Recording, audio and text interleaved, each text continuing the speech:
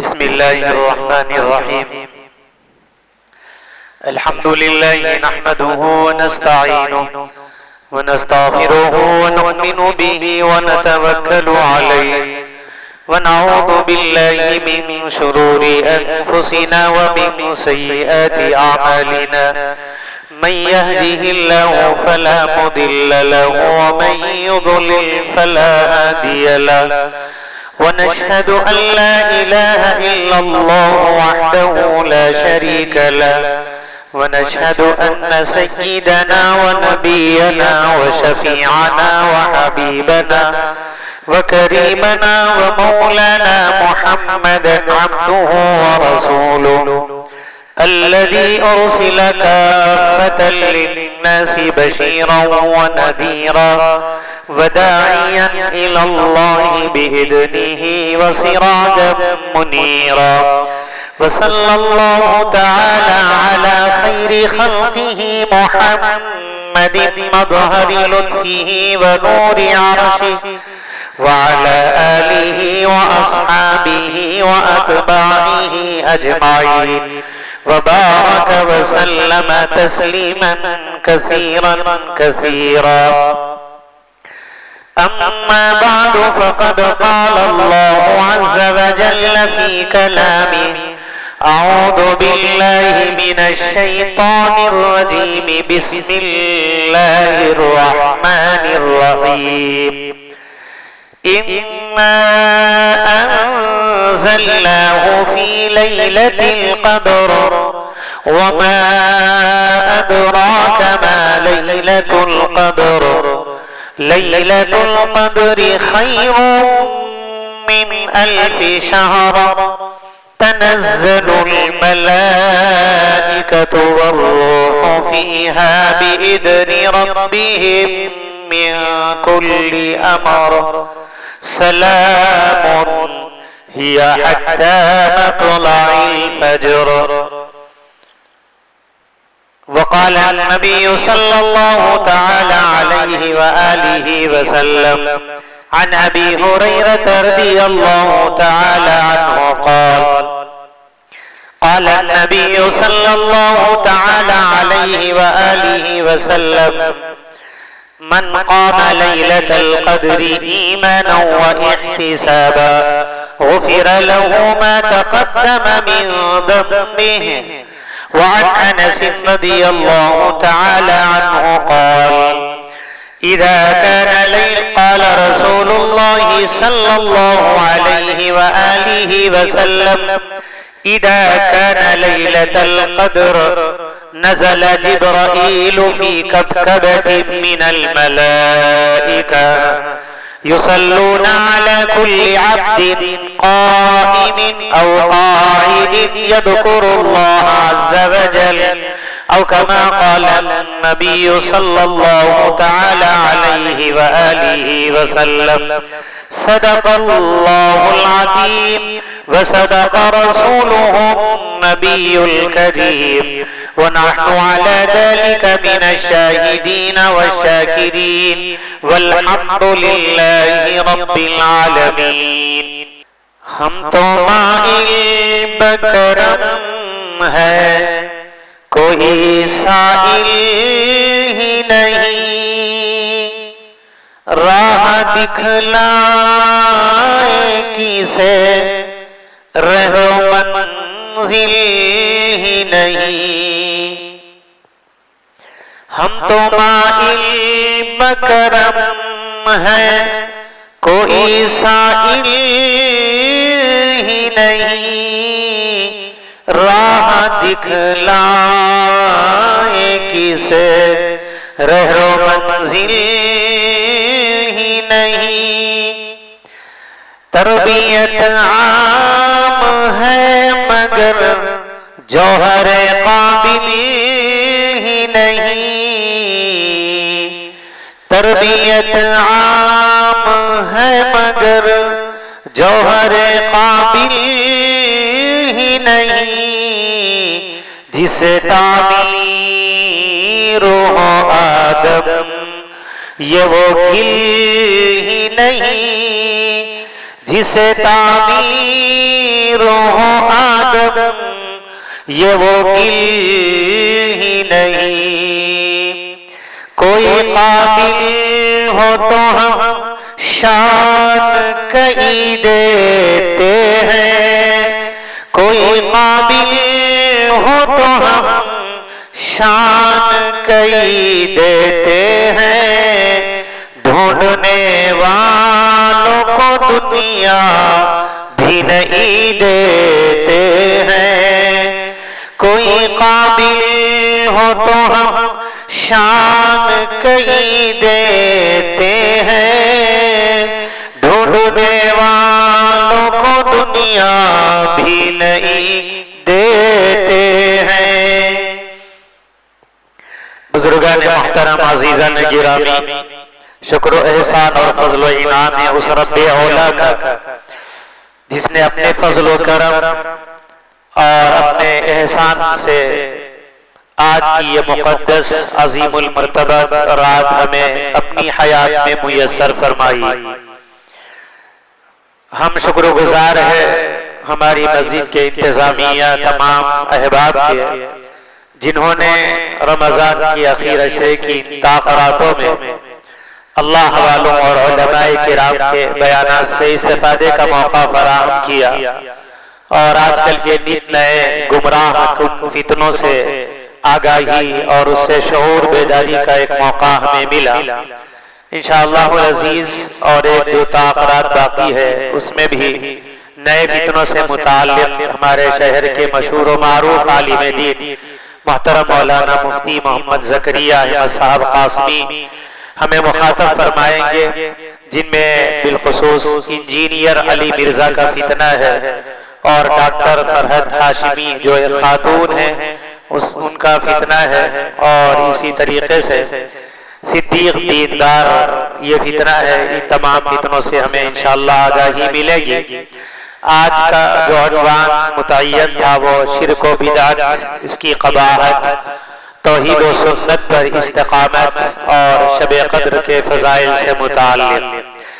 گزشتہ محترم مولانا سید ایوب صاحب قاسمی دام ظلکم علینا انہوں نے فتنے گوھر شاہی سے متعلق ہمیں مخاطب کرتے ہوئے شرک سے بھی آگاہی ہمیں دی اور شرک سے متعلق بہت ہی بصیرت افروز انہوں نے خطاب کیا جسے ہمیں شرک اور اس کی قباحت سے سننے کو ملا۔ رہا بدعت کی قباحت، بدعتیں بہت ہیں اور اس کے تعلق سے اگر کہا جائے تو جہاں یہ کہنا ہوگا کہ ہمیں یہ بدعت نہ کی جائے تو ہمیں یہ جواب بھی پیش کرنا ہوگا کہ جو لوگ اس بدعت کو انجام دیتے ہیں ان کے دلائل کیا ہے۔ تو یہ ایک لمبا عنوان ہے، انشاءاللہ العزیز جمعے میں تواتر اور تسلسل کے ساتھ یہ بات آپ کے سامنے رکھی جائے گی کہ جتنی بدعتیں ہمارے سماج اور معاشرے میں رائج ہیں، ان بدعتوں کو انجام دینے والے کیا دلیل پیش کرتے ہیں اور ان دلیلوں کا رد کیا ہے، ان بدعتوں کو کیوں انجام نہیں دینا چاہیے۔ پیارے آقا صلی اللہ علیہ وآلہ وسلم کی احادیث مبارکہ کے ذریعے سے ان کی کیا تردید کی گئی ہے۔ جمعے کے موقع پر انشاءاللہ یہ خطاب اللہ چاہے تو ہمارے سامنے آئے گا، اس لیے کہ اگر ہم صرف یہ کہہ دیں کہ یہ بدعت ہے اس کو انجام نہیں دینا چاہیے تو فوراً یہ جواب آئے گا کہ ان بدعتوں کو انجام دینے والوں کی دلیل کیا ہے، وہ کیوں ان بدعتوں کو انجام دیتے ہیں۔ تو جہاں ہم کسی بات سے کسی کو منع کریں گے تو اس کی دلیل بھی ہمارے پاس ہونی چاہیے، جس کے لیے ایک لمبا وقت ہمیں لگے گا، تو انشاءاللہ بعد میں اس سلسلے میں بات کی جائے گی۔ سر-10 چونکہ وقت زیادہ ہو چکا ہے، آج نماز بھی تاخیر سے ہوئی اور پھر اس کے بعد دیگر اور پروگرام میں جو ہماری شرکت ہوئی، تو میں مختصراً فضائل شب قدر سے متعلق بات کہہ کر رخصت ہو جاؤں۔ پہلی بات تو یہ ہے کہ ہمیں یہ سمجھنا چاہیے کہ شب قدر کیا ہے، شب قدر کے معنی کیا ہے، اور دوسری بات ہمیں یہ سمجھنی چاہیے کہ شب قدر کیوں دی گئی، اس کی وجہ کیا ہوئی اور کس لیے یہ شب قدر ہمیں دی گئی، اور تیسرا یہ سمجھنا ہے کہ شب قدر کا تعین کیوں نہیں کیا گیا کہ وہ کس رات میں آئے گی، اور تیسرا یہ کہ شب قدر کو پوشیدہ کیوں رکھا گیا، اس کے کیا محرکات ہے اور اس کی کیا وجوہات ہے۔ اگر اس بارے میں ہم غور و فکر کریں، اور چوتھی بات یہ کہ شب قدر کی فضیلت، اس کی عظمت کیا ہے، اور اللہ پاک شب قدر میں عبادت کرنے والوں کو کیا دیتے ہیں، قرآن اور احادیث مبارکہ کے ذریعے سے یہ چند باتیں آپ کے گوش و گزار کی جائے گی۔ قرآن کریم کی وہ سورت جو قدر ہی سے کے نام سے موصوف ہے، پارے 30 کی اِنَّا أَنزَلْنَاهُ فِي لَيْلَةِ الْقَدْرِ وَمَا أَدْرَاكَ مَا لَيْلَةُ الْقَدْرِ لَيْلَةُ الْقَدْرِ خَيْرٌ مِّنَ أَلْفِ شَهْرٍ تَنَزَّلُ الْمَلَائِكَةُ وَالرُّوحُ فِيهَا بِإِذْنِ رَبِّهِم مِّن كُلِّ أَمْرٍ سَلَامٌ هِيَ حَتَّىٰ مَطْلَعِ الْفَجْرِ۔ پروردگار عالم نے پیارے آقا صلی اللہ علیہ وآلہ وسلم کے واسطے سے پوری امت اور ساری انسانیت کو مخاطب کرتے ہوئے اس سورہ مبارکہ میں استفہامیہ انداز میں، سوالیہ انداز میں پوچھا اِنَّا أَنزَلْنَاهُ فِي لَيْلَةِ الْقَدْرِ، کہ یقیناً ہم نے قرآن کریم کو شب قدر میں اتارا ہے۔ پھر سوال کیا گیا، اے آقا، اے محمد، اے نبی عربی محمد عربی صلی اللہ علیہ وسلم، کیا آپ جانتے ہیں کہ شب قدر کیا ہے؟ پھر خود رب تعالیٰ نے جواباً فرمایا لیلۃ القدر خیر من الف شہر، کہ یہ جو شب قدر لیلۃ القدر ہے وہ 1000 مہینوں سے کہیں بہتر ہے۔ پھر اس کی تفصیل بیان کی گئی کہ آخر اس شب قدر میں کیا ہوتا ہے۔ فرمایا ملائکہ کا نزول ہوتا ہے، نہ صرف ملائکہ بلکہ ملائکہ کے سردار بھی اپنی تمام فرشتوں کی جمعیت کے ساتھ اترتے ہیں۔ وہ کیا کرتے ہیں؟ سلام، وہ سلامتی بھیجتے ہیں۔ کب تک؟ ہی حتی مطلع الفجر، جب تک کہ طلوع فجر نہیں ہوتا۔ شب قدر کیوں جاتا ہے؟ شب کے معنی تو رات کے ہے، وہ ہم سب کو معلوم ہے، جیسے شب معراج ہے، شب برات ہے، اسی طرح شب قدر ہے۔ اور پھر آنے والی لیلۃ الجائزہ ہے، لیلہ عربی زبان ہے، جائزے کی رات۔ تو یہ شب قدر، شب کے معنی تو رات کے ہیں، قدر کے معنی شرف، بزرگی، کرامت اور عظمت کے ہیں۔ اس رات کو شب قدر کیوں کہا جاتا ہے؟ علماء کرام نے بڑوں نے اس کی 2 وجوہات لکھی ہے۔ ایک وجہ یہ ہے کہ شب قدر رات جو ہے وہ قدر والی رات ہے۔ شب قدر قدر والی رات ہے، یعنی کرامت والی، شرافت والی، بزرگی والی رات ہے۔ مطلب یہ ہے کہ جو بندہ شب قدر سے پہلے بے قدر ہوتا ہے، جو بندہ شب قدر سے پہلے بے قدر ہوتا ہے، رب تعالیٰ شب قدر کی عبادت کے صدقے میں، عبادت کے نتیجے میں اس کو باقدر بنا دیتے ہیں۔ جو بندہ گناہوں کی وجہ سے اللہ تعالیٰ کی بارگاہ میں بے قدر ہوتا ہے، شب قدر کی عبادت کی برکت سے پروردگار عالم اس کو باقدر بنا دیتے ہیں۔ شب قدر کو قدر کہنے کی ایک وجہ علماء نے لکھی ہے کہ اس رات کی عبادت انسان کو باقدر بنا دیتی ہے۔ اللہ تعالیٰ کی بارگاہ میں رجوع، گناہوں سے توبہ، آئندہ کے اچھے عزائم، نیکیوں کی طرف رجوع، یہ اللہ کی بارگاہ میں اسے مقبول بنا دیتی ہے۔ تو یہ شب قدر کی ایک وجہ، قدر رکھنے کی ایک وجہ یہ بیان کی گئی۔ دوسرا، قدر کے معنی تقدیر کے بھی آتے ہیں۔ مطلب یہ ہے کہ اس مبارک رات میں پروردگار عالم تکوینی امور پر جو فرشتے اللہ کی طرف سے متعین ہے، بارش کو برسانے والے، اور اسی طریقے سے دیگر اور امور پر جو اللہ تعالیٰ نے فرشتوں کو متعین کیا ہے، کسی کو یعنی جان نکالنے والے، تو ان تمام فرشتوں کو پروردگار عالم اس رات میں سال بھر کے امور کو تفویض کر دیتے ہیں۔ ان کی مفوضہ ذمہ داریاں ان کو دی جاتی ہے۔ تو جو اللہ تعالیٰ کے جو تقدیری امور ہے، تقدیری طور پر جو فرشتے ان پر معمور ہے، تو اس رات میں سال بھر کے تمام امور ان کے حوالے کیے جاتے ہیں۔ یعنی اس شب قدر سے لے کر آئندہ شب قدر تک کتنی مرتبہ بارش نازل کی جائے گی، کتنا غلہ اور اناج اگے گا، کتنوں کو نوکریاں اور روزگار ملیں گے، گھروں میں کتنے لوگوں کی ولادت ہوگی، اور کتنے لوگ اس دنیا فانی سے فنا اور ختم کر دیے جائیں گے، انہیں اٹھا لیا جائے گا۔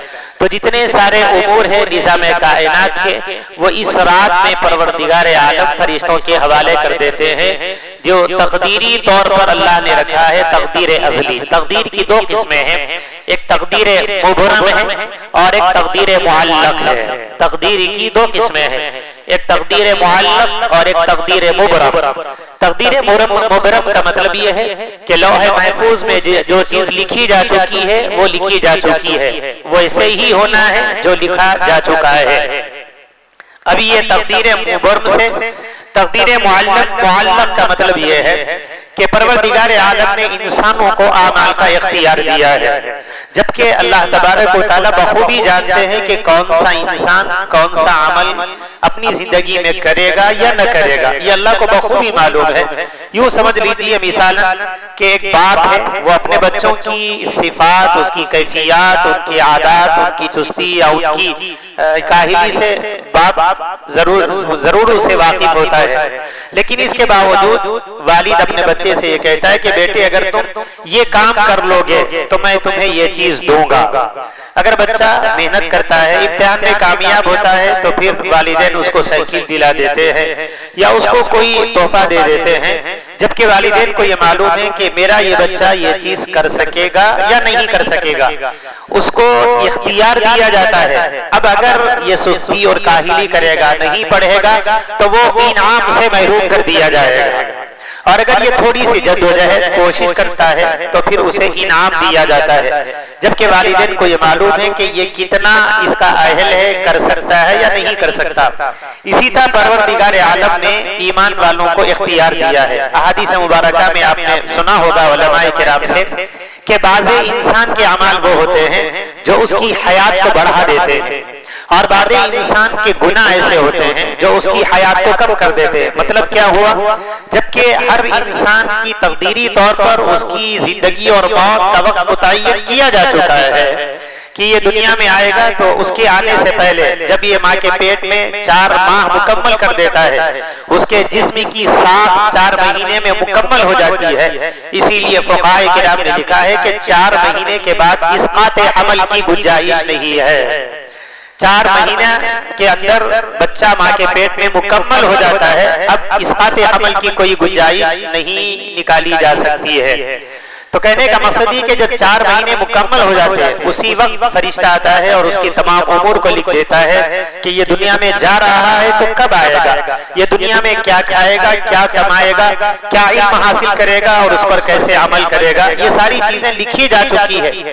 باوجود کہ اللہ تعالیٰ نے بعد اعمال انسانوں کو ایسے دیے ہیں، کوئی فرما بردار بندہ اپنے والدین کی فرما برداری کرتا ہے تو اس کی برکت سے اللہ اس کے عمر میں برکت عطا فرماتے ہیں، نافرمانی کرتا ہے تو اس کی عمر کم کی جاتی ہے۔ یہ تقدیر معلق ہے، یہ تقدیر معلق ہے۔ یقیناً اللہ کو معلوم ہے کہ یہ نافرمانی کرے گا، اس کی عمر کم ہوگی، اللہ کو معلوم ہے کہ یہ فرمانبرداری کرے گا، اس کی عمر زیادہ ہوگی، لیکن یہ اختیار انسانوں کو نیک اعمال کی طرف جدوجہد کرنے، کوشش کرنے، اپنی عاقبت کے بنانے کے لیے ہے۔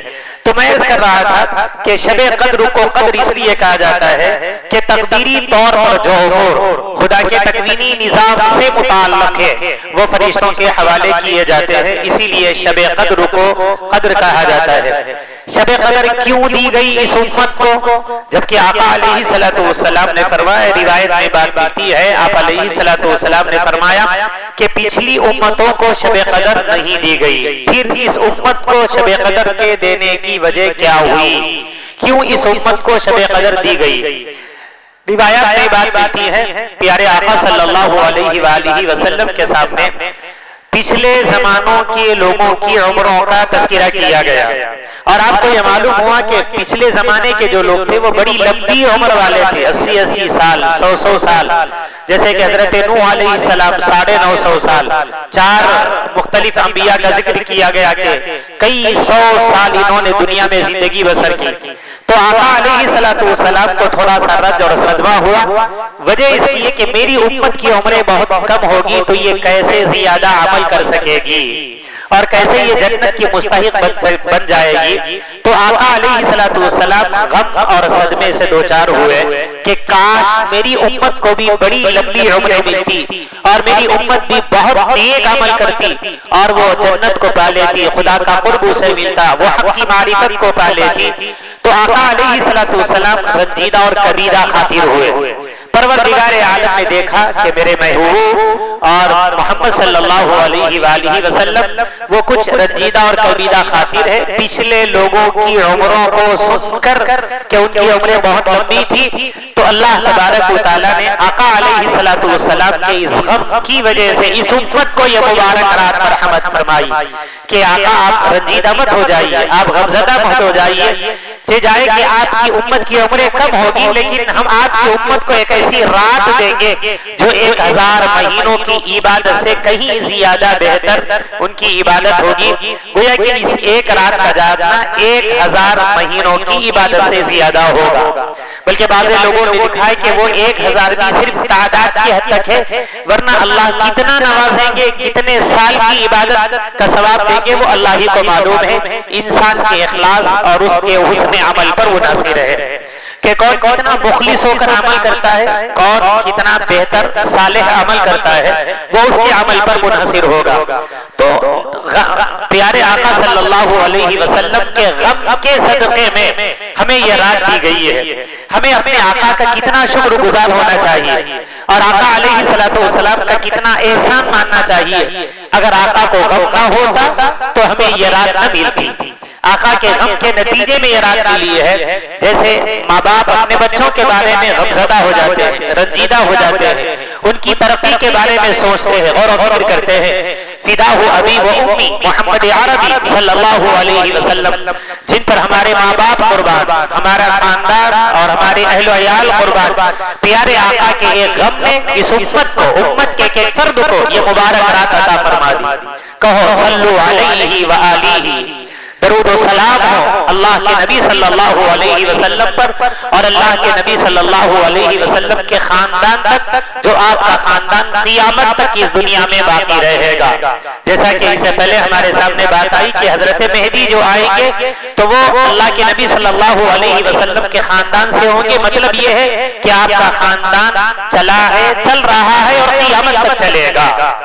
تو آقا علیہ السلام پر درود و سلام ہو، رحمتیں اور برکتیں ہوں، اور آقا علیہ السلام کا خاندان جو اس وقت دنیا میں موجود ہے اور قیامت تک جو آتا رہے گا، اللہ پاک ان پر بھی اپنی رحمتیں، برکتیں اور سلامتی نازل فرمائے۔ شب قدر کا تعین کیوں نہیں کیا گیا کہ جیسے دیگر اور چیزوں کا تعین کیا گیا ہے؟ شب برات 15ویں شعبان کو آتی ہے، جبکہ شب معراج اس کا شرعی اعتبار سے اس کی کوئی فضیلت نہیں ہے۔ شب برات کی فضیلت ہے وہ 15ویں شعبان کو آتی ہے، تو شب قدر کو متعین کیوں نہیں کیا گیا؟ علماء کرام نے لکھا ہے کہ شب قدر کو تعین نہ کرنے کی ایک بڑی وجہ یہ ہے تاکہ امت تحریص یعنی حرص والی ہو اعمال کے کرنے میں، وہ ایک رات نہیں بلکہ 2-3 رات جاگے شب قدر کو پانے کے لیے۔ اگر ایک رات متعین کر دی جاتی، جیسا کہ ہم یہ سمجھتے ہیں کہ آج کی رات شب قدر ہے، تو اس طریقے سے حدیث مبارکہ کے ذریعے سے کسی رات کا تعین کر دیا جاتا تو پھر بقیہ 4 راتیں ہم نہیں جاگتے اور 4 راتوں سے امت محروم ہو جاتی، وہ جستجو کوشش نہیں کرتی۔ یہ شب قدر کا تعین نہ ہونے کی وجہ سے ہم 21ویں، 23ویں، 25ویں، 27ویں اور 29ویں رات کو عبادت کے لیے جاگتے ہیں، نہ معلوم 29ویں رات ہے یا 23ویں رات ہے یا 25ویں ہے، 27ویں ہے یا 21ویں ہے۔ تو تعین نہ کرنے کی وجہ سے ایک بہت بڑا ہمیں موقع مل گیا ان 5 راتوں میں عبادت کے کرنے کا۔ دوسرا یہ کہ شب قدر کا تعین کیوں اٹھا لیا گیا؟ آقا علیہ السلام کے واقعے میں بات آتی ہے، پیارے آقا صلی اللہ علیہ وآلہ وسلم ایک موقع پر آئے اور اس لیے صحابہ کے درمیان پہنچے کہ وہ شب قدر کا تعین بتلا دے، لیکن وہاں 2 لوگوں میں جھگڑا ہو رہا تھا۔ پیارے آقا صلی اللہ علیہ وسلم نے فرمایا میں تو آیا تھا کہ تمہیں شب قدر کب ہوگی وہ بتا دوں، لیکن تمہارے جھگڑا کرنے کی وجہ سے رب تعالیٰ نے اس کو مجھ سے بھلا دیا، لہذا اب تم 5 راتوں میں شب قدر کو تلاش کرو۔ اسے کیا بات معلوم ہوئی؟ اسے بات معلوم ہوئی کہ جھگڑا، فتنہ، فساد، اختلاف، انتشار یہ خیر و برکت سے محرومی کا ذریعہ ہے، کہ اگر یہ جھگڑا نہ ہوتا، یہ اختلاف نہ ہوتا، یہ انتشاری کیفیت نہ ہوتی تو اللہ کے نبی صلی اللہ علیہ وآلہ وسلم یہ بتا دیتے کہ شب قدر کب ہوگی۔ ان لوگوں کے جھگڑا کرنے کی وجہ سے امت شب قدر کے تعین سے محروم ہو گئی۔ اب بہت سارے وہ لوگ ہوتے ہیں جو شب قدر سے محروم ہوتے ہیں، جبکہ فرمایا کہ جو قدر سے محروم ہو گیا ہر خیر سے وہ محروم ہو گیا۔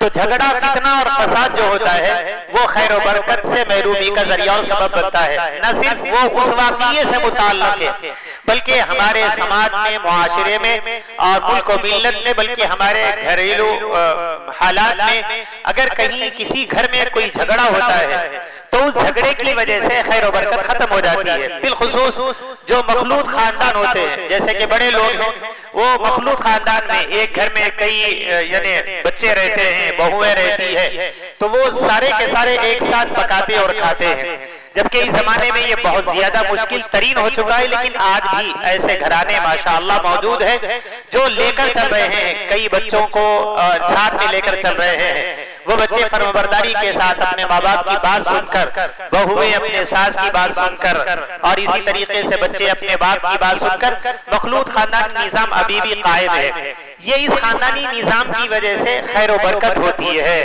اس خاندانی نظام کی وجہ سے اللہ تعالیٰ اس پورے خاندان کو خیر و برکت کے حصول کا ذریعہ اور سبب بنا دیتے ہیں۔ بس اوقات یہ سوچا جاتا ہے، یہ سمجھا جاتا ہے عموماً، اور بعض مرتبہ یہ ضروری بھی ہو جاتا ہے، یہ سوچا جاتا ہے کہ اگر ہم الگ ہو جائیں گے تو اچھی زندگی گزاریں گے۔ کئی ایسے لوگ ہیں الگ ہونے کے بعد وہ پریشان ہو گئے کہ وہاں تھے تو اچھے تھے، اب گھر میں کوئی خیر و برکت نہیں۔ وہاں اجتماعیت تھی، اجتماعی نظام تھا تو خیر و برکت تھی، جب وہاں سے نظام ختم ہو گیا، انفرادیت آ گئی تو وہ خیر و برکت جو تھی وہ ختم ہو گئی۔ اسی لیے گھروں میں جو ہمارے بڑے لوگ رہتے ہیں ہمیں ان کی بہت زیادہ قدر کرنی چاہیے۔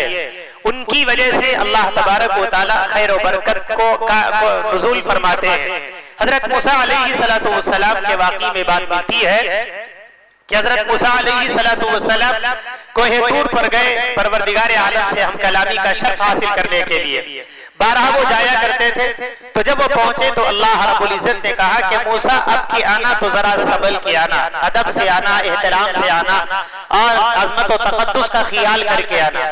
حضرت موسیٰ علیہ السلام پریشان ہو گئے کہ میں اتنی مرتبہ آیا ہوں، کبھی مجھ سے اللہ کی طرف سے یہ بات نہیں کہی گئی، اب یہ بات کیوں کہی جا رہی ہے؟ تو ان کے ذہن میں یہ خیال آیا، فوراً انہوں نے رب تعالیٰ سے عرض کی اور التجا کی اور یہ پوچھا پروردگار عالم یہ کیا بات ہوئی کہ اس سے پہلے میں بارہا آیا اور جایا کرتا تھا لیکن کبھی یہ بات آپ نے نہیں فرمائی، آخر اس کی وجہ کیا ہے؟ تو اس موقع پر رب تعالیٰ کی طرف سے یہ کہا گیا موسیٰ اب تک تم آ رہے تھے تو تمہاری والد محترمہ باحیات تھی، تمہارے والد محترمہ کے باحیات رہنے کی وجہ سے تم سے جو چھوٹی موٹی غلطیاں ہو جاتی تھی، جو بے ادبی بے احترامی ہو جاتی تھی، محض تمہارے والدہ کی برکت سے ہم اس کو صرف نظر کر دیا کرتے تھے۔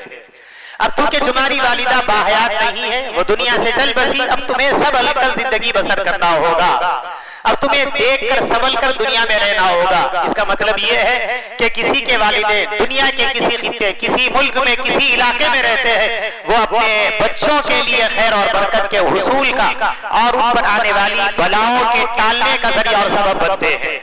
اگر وہ گھر میں رہتے ہیں تو اور خوشا قسمت مقدر، لہذا گھر میں جو بزرگ لوگ ہیں ان کا بہت ادب و احترام کرو، ان کا خاص خیال رکھا جائے کہ وہ عمر کے اپنی عمر کے اس مرحلے میں پہنچ جاتے ہیں کہ بار بار کوئی بات کہہ دیتے ہیں، بار بار بلاتے ہیں، بار بار اسی کو ریپیٹ کرنے لگتے ہیں، یہاں تک کہ سننے والے سنتے سنتے بیزار ہو جاتے ہیں اور جھجک دیتے ہیں کہ کتنی مرتبہ کہا جائے، کتنی مرتبہ سنا جائے۔ یعنی بچپن کے بعد آدمی بچپن میں آتا ہے، تمہارے بچپن میں تمہارے ماں باپ نے بار بار تمہاری باتوں کو سنا تھا، بار بار تم کہتے تھے لیکن کبھی تمہیں انہوں نے جھڑکا نہیں تھا کہ کتنی مرتبہ تم یہ بات کہتے ہو جب تم چھوٹے تھے تو بار بار گرتے تھے تو بار بار تمہارے والدین نے تم کو اٹھایا تھا اور بار بار تمہیں اٹھا کے کھلایا تھا، بار بار تمہیں پہنایا تھا، بار بار تمہیں سلایا تھا. کتنی محنتیں اور مشقتیں تمہارے والدین نے تمہارے بچپن میں تمہارے لیے اٹھائی تھی. اب جب یہ بڑے ہو چکے ہیں تو تمہارا فرض بنتا ہے کہ تم اپنے والدین کے ساتھ اچھا سلوک کرو. تو اس واقعے سے یہ بات ہمیں ملتی ہے کہ جن گھروں میں بزرگ لوگ ہوتے ہیں، بڑے لوگ ہوتے ہیں، وہ اس گھر کے لیے خیر و برکت کا ذریعہ اور سبب بنتے ہیں. ہمیں ان سے بیزارگی کا معاملہ نہیں کرنا چاہیے، ان کا بہت زیادہ، بہت اچھا، بہت خوب خیال کرنا چاہیے. یہ ہماری آنے والی زندگی میں بلکہ ہمارے بچوں کے لیے خیر کا ذریعہ اور سبب بنتے ہیں.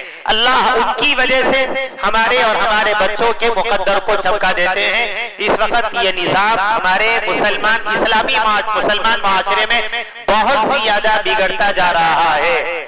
بڑوں کا کچھ خیال نہیں رکھ، بچہ تھوڑا سا بڑا ہو گیا فوراً وہ ماں کو جھڑک رہا ہے، باپ کو جھڑک رہا ہے، مائیں شکایت کر رہی ہے، باپ پریشان ہے کہ بچے ہمارے نہیں سنتے.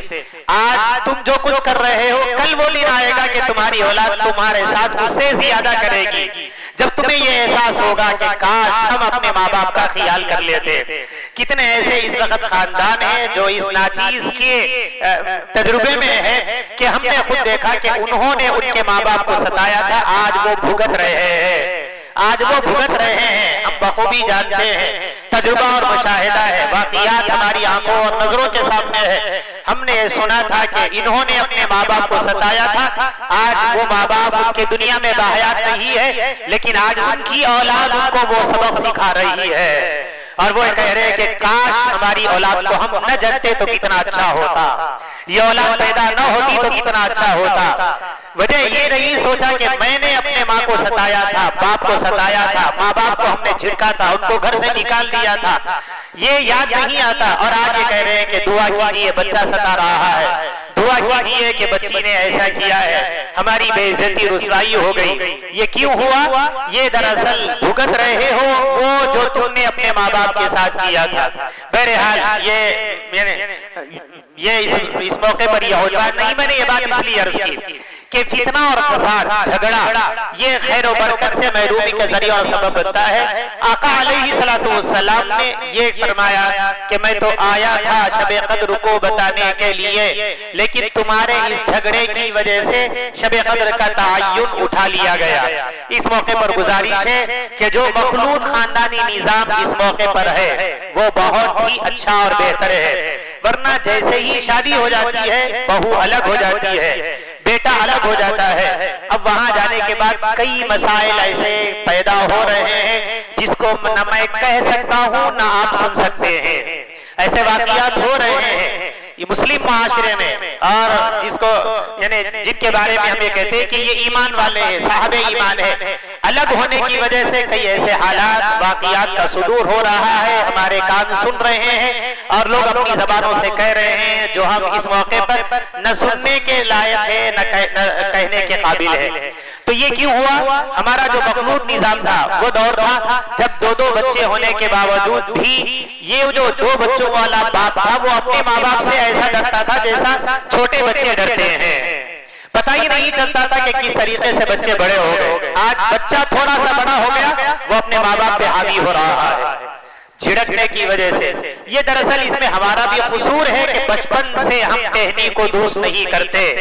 بڑے ہونے کے بعد ہم کو احساس آتا ہے اتنا لاڈ، اتنا پیار، اتنا لاڈ، بالخصوص مائیں اتنا پیار کرتی ہے، اتنا لاڈ کرتی ہے کہ بچہ بگڑ جاتا ہے، اس کے بعد وہ خود رونا شروع کر دیتی ہے. بہرحال شب قدر کے تعین کو اٹھا لینے کی ایک بڑی وجہ فتنہ اور فساد، اختلافات، انتشار، اس سے ہمیں بچنا چاہیے.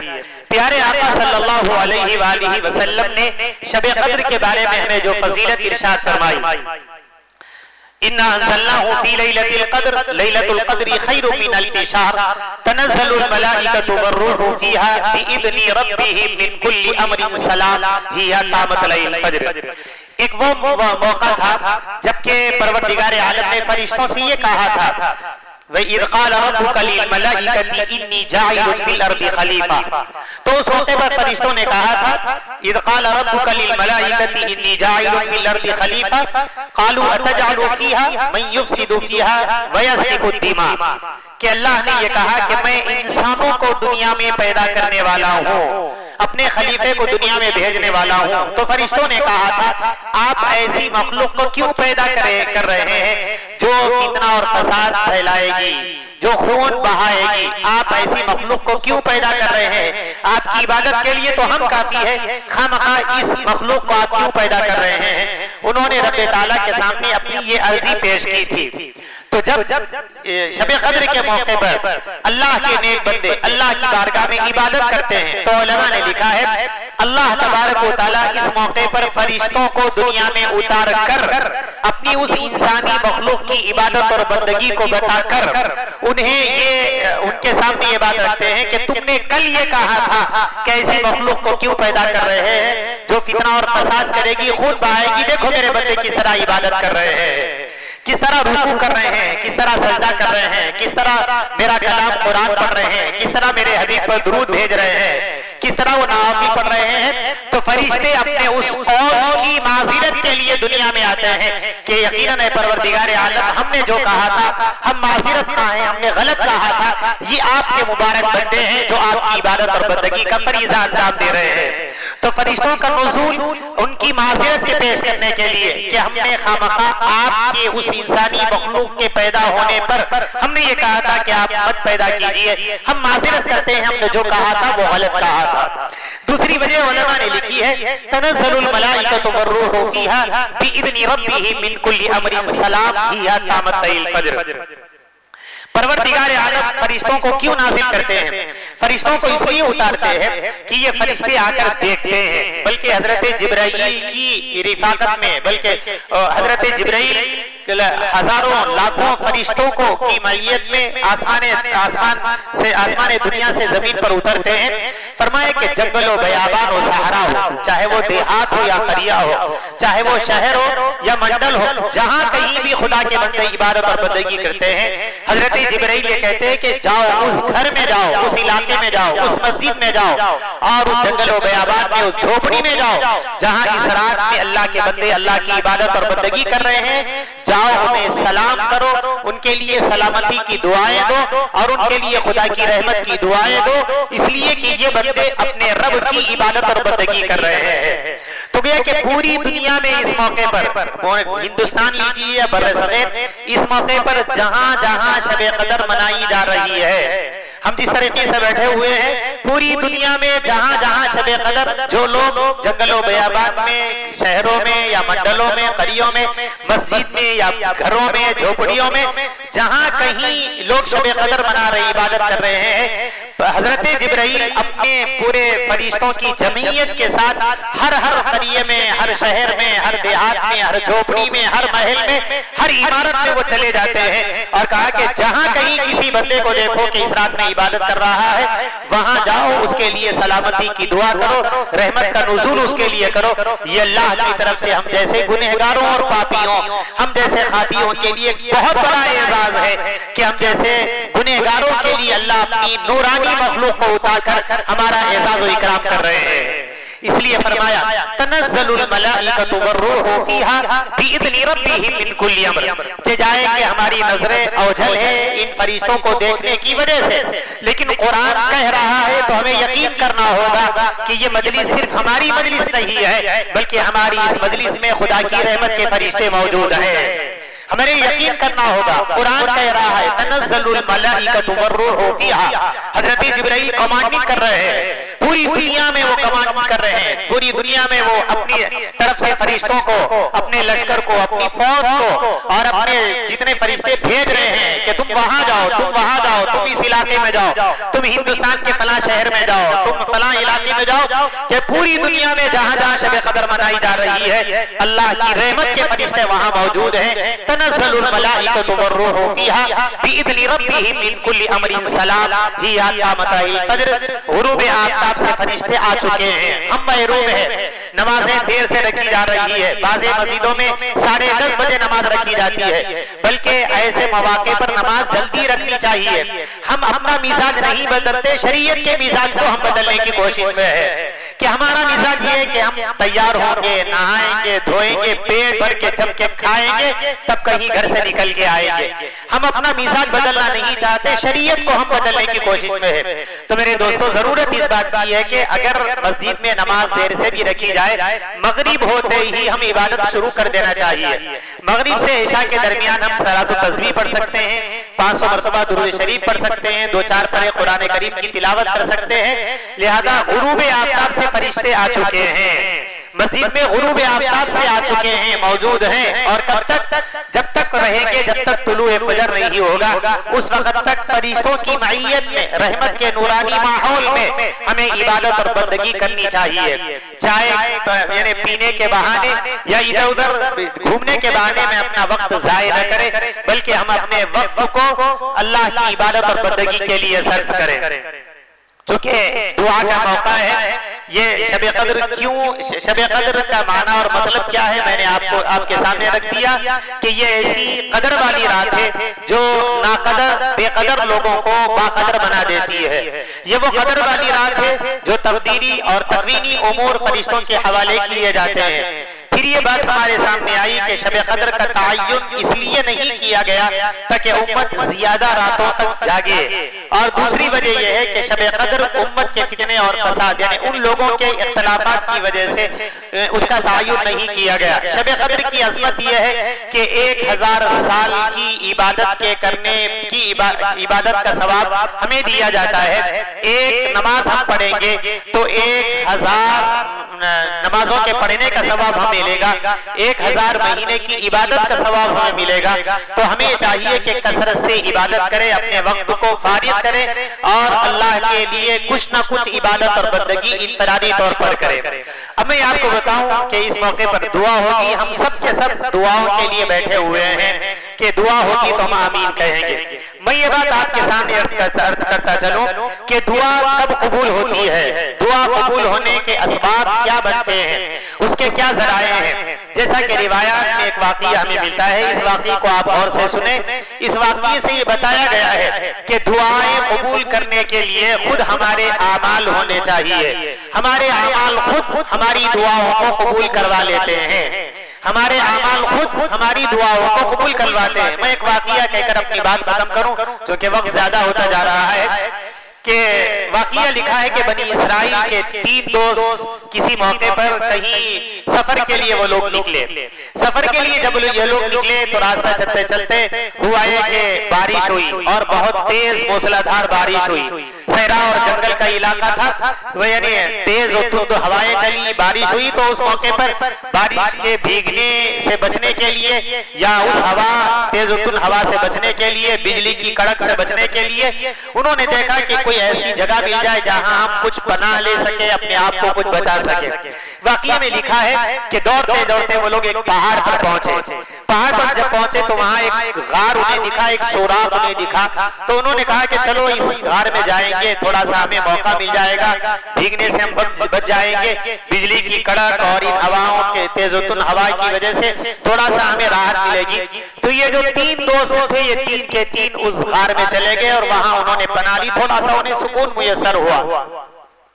اب وہاں ہوا ہے کہ یہ تو اندر غار میں گئے اور بارش سے حفاظت اور تمام چیزوں سے حفاظت ملی، ہوا ہے کہ تھوڑی دیر کے بعد اوپر سے ایک پتھر لڑکتا ہوا آیا اور آنے کے بعد وہ پتھر غار کے اس سوراخ پر آ کر گرا جہاں سے ان لوگوں کے جانے کا راستہ تھا، جہاں سے یہ لوگ گئے تھے، ہو بہو یعنی اسی جگہ پر وہ بڑا پتھر آ کر گرا اور ایسے وہاں پر آ کر اٹک گیا کہ وہ ان کے نکلنے کا راستہ ہی بند ہو گیا۔ اب یہ کہ یہ لوگ بھاگ رہے تھے بارش سے بچنے کے لیے، اب ہوا ہے کہ یہاں پر ان کے نکلنے کا کوئی راستہ نہیں، تو اب انہیں موت دکھ رہی تھی کہ اب نکلے تو کیسے نکلے۔ پتھر اتنا وزنی تھا، اتنا بڑا تھا کہ ہاتھ سے اگر ڈھکلے تو نہیں نکل سکتا، 3 لوگ زور سے اگر ڈھکلیں گے تو بھی وہ ہٹ نہیں سکتا، اتنا بڑا وزنی پتھر تھا۔ اب یہ 3 کے 3 پریشان ہو گئے کہ اب کیا تو کیا کیا جائے، کیسے ہم بچیں گے۔ اب موت ان کی نگاہوں اور نظروں کے سامنے آ رہی تھی، سمجھ میں آ رہا تھا کہ اب تو یہاں نہ ہم کسی کو پکار سکتے ہیں، نہ کوئی آگر ہماری مدد کر سکتا ہے، نہ ہم اپنے طور پر اس پتھر کو ہٹا سکتے ہیں، سوائے اب موت کے کوئی راستہ موجود نہیں ہے۔ اب مایوس ہو گئے کہ کیا کیا جائے، ابھی ہماری زندگی ختم ہوگی۔ لیکن اس موقع پر ایک آدمی کے ذہن میں بات آئی، اس آدمی نے کہا کہ کیوں ہم پریشان ہو، لہذا اس نے کہا کہ ہم بیٹھ کے مشورہ تو کریں گے۔ تھوڑی سی ہمت اس نے بڑھائی اور کہا کہ ہم بیٹھ کے مشورہ تو کریں گے کہ کیا کیا جائے۔ اب انہوں نے کہا کہ مشورہ کس چیز کا مشورہ ہم کریں گے، اب تو موت ہماری نگاہوں کے سامنے، مشورہ کر کے ہم کیا کریں گے؟ تو اس نے کہا کہ نہیں، بیٹھ کے ہم سوچیں گے، غور و فکر کریں گے، مشورہ کریں گے۔ تو بقیہ جو دو لوگ تھے انہوں نے کہا کہ ٹھیک ہے، بیٹھ کر ہم مشورہ کر لیں گے کہ کیا کیا جائے۔ اسی لیے علماء نے لکھا ہے کہ مشورہ ایک بہت بڑے خیر و برکت کا ذریعہ ہے۔ پیارے آقا صلی اللہ علیہ وآلہ وسلم مشورہ کرتے تھے جبکہ آپ پوری انسانیت کے سب سے زیادہ عقل مند ترین انسان تھے۔ پیارے آقا صلی اللہ علیہ وآلہ وسلم مشورہ کرتے تھے جبکہ ساری انسانیت میں سب سے زیادہ علم آپ کو دیا گیا تھا۔ پیارے آقا صلی اللہ علیہ وسلم مشورہ کرتے تھے جبکہ سب سے زیادہ فہم و فراست آپ کو دی گئی تھی۔ پیارے آقا صلی اللہ علیہ وسلم مشورہ کرتے تھے جبکہ سب سے زیادہ تجربے کار آپ ہی تھے۔ آپ سے زیادہ کوئی تجربے کار ہو نہیں سکتا، آپ سے زیادہ کوئی اور ذہن و عقل، فہم و فراست رکھنے والا دنیا میں نہ پیدا ہوا ہے نہ پیدا ہو سکتا ہے۔ آپ سے زیادہ علم رکھنے والا نہ دنیا میں آیا ہے نہ قیامت تک آ سکتا ہے۔ لیکن وجہ کیا تھی کہ آپ اپنے صحابہ سے مشورہ کیا کرتے تھے۔ یہ مشورے کا خیر ہے جو میں آپ کو سنانے جا رہا ہوں۔ مشورہ کرنا اللہ کے نبی صلی اللہ علیہ وسلم کی سنت ہے، مشورہ کرنا حضرات صحابہ کی عادت ہے، اور مشورہ کرنا ہماری ضرورت ہے، اس میں خیر و برکت ہے۔ تو انہوں نے سوچا کہ ہم مشورہ کریں گے، تو دوسرے جو دو ساتھی تھے انہوں نے کہا کہ ٹھیک ہے، بیٹھیے، بیٹھ کر مشورہ کریں گے۔ تو جب آدمی مشورہ کرنے کے لیے بیٹھتا ہے کسی مصیبت کے موقع پر، اللہ کی مدد اس کے شامل حال ہوتی ہے۔ یہ جزئیات ہے جو میں آپ کے سامنے رکھنا چاہتا ہوں۔ اللہ تعالیٰ مجھے بھی عمل کی توفیق عطا فرمائے، آپ کو بھی۔ یعنی مسائل سے جب آدمی دوچار ہوتا ہے تو مشورہ ان مسائل سے نکلنے کا ایک بہت بڑا ذریعہ بنتا ہے۔ جیسا کہ ہم نے بسا اوقات سوچا ہوگا یا دیکھا ہوگا، اخبارات میں ہم نے سنا ہوگا کہ فلاں آدمی زندگی سے مایوس ہو کر اس نے خودکشی کر لی، تالاب میں کود کے مر گیا، پھانسی اس نے لے لی۔ یہ کیوں ہوتا ہے؟ آدمی اپنے آپ میں کڑ جاتا ہے، اپنے مسائل کو اپنی طریقے سے حل کرنے کی کوئی شکل نظر نہیں آتی، تو پھر وہ غلط راستہ اختیار کرتا ہے کہ کیسا ہوگا، اتنا کون مجھے دے گا، میرا قرضہ کیسے ادا ہوگا، اب میں آگے کیسے جیوں گا، میری بیماری کیسے ختم ہوگی، اتنے لاکھ روپے کیسے ہوں گے، یا کچھ ایسے وہ سوچ کر کہ میں کسی کے پاس جا نہیں سکتا، کوئی میرا مسئلہ حل نہیں کر سکتا، تو لوگ غلط قدم اٹھا دیتے ہیں، خودکشی کر لیتے ہیں۔ اس کے علاوہ کوئی راستہ ان کو نظر نہیں آتا۔ شریعت ہمیں بتاتی ہے، اسلام ہمیں بتاتا ہے کہ آپ حالات کے آنے پر مشورہ کرو۔ اپنے ہم مزاج لوگ، اپنے جو خاص دوست احباب ہیں، جائے کہ اس موقع پر آپ کو تھوڑی سی یعنی مشقت معلوم ہوگی، شرمندگی ہوگی، خفت اور مدامت کا سامنا ہوگا کہ میں ان کے سامنے جا کر اپنے مسائل رکھوں گا تو وہ کیا سمجھیں گے۔ ہم مشورے کی سنت پر ادا کرنے کے لیے دوسروں سے مشورہ کریں کہ کسی کا ایسا معاملہ ہے، بھائی کیا کرنا چاہیے، آپ اپنے آپ پہ مت لیجیے۔ میرے دوست ہے، میرے دوست کا یہ معاملہ ہے، وہ دوست یعنی بہت پریشان ہے، زندگی سے مایوس ہے، خودکشی کرنا چاہتا ہے، آپ بتائیے آپ کے ذہن میں اگر کچھ بات ہے تو ایسا بھی کہہ کر آپ مشورہ کر سکتے ہیں۔ لہذا مسائل سے، زندگی سے کبھی مایوس نہیں ہونا چاہیے، خصوصاً نوجوان بچوں کو چاہیے کہ وہ حالات کو اپنے آپ پر نہ لے، اپنے ماں باپ سے مشورہ کرے، بڑوں سے مشورہ کرے، دوستوں سے مشورہ کرے۔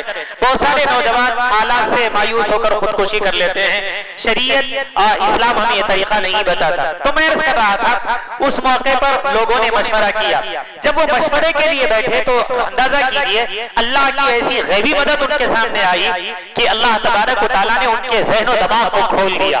پروردگار عالم نے ان کے ذہن و دماغ کو کھول دیا، یعنی قدرتی طور پر بعض چیزیں ان کے ذہن و دماغ میں الہام کی گئی۔